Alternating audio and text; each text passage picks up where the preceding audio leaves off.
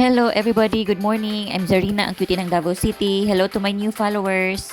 So nag-ready na ko anak guys, kay mo duty na pud ang inahan ninyo. Kay sa mga wala pa kabalo, nagtrabaho ko sa private company, so naadjud mi Saturday duty. Dili pareha sa government na wala na sila Saturday. So nag-ilis na ko, namili na pud ko sa akong suoton kay Sabado man wala uniform. Bali, wash day na mo guys pag Saturday. Una siya, gubot pa kaayo guys. Ay, cute kay na ako ang butangan ng sinina. Oy, napalit lang po na ko na siya sa Shopee. Muna siya akong mga short. And then, mo po na siya sa akong mga bata, sa akong kids guys. Ang gubot kaayo guys, wala pa natarong. Forward na to guys, mo na akong napilian kung sa akong suoton guys. Lisod kayo mamili. Ug basta Sabado no, daghan kayo tayo arty-arty ba. Oh, prepare na dayon ako ang face sa akong mga chichiburit siya diha, pangbutang-butang sa mga face nato diha. Para mo gwapa pud tagamay no. Oh, lisod pud nun. Kagidlay ta mo duty. Paspasan na nato na guys kay para dali ra ta mahuman.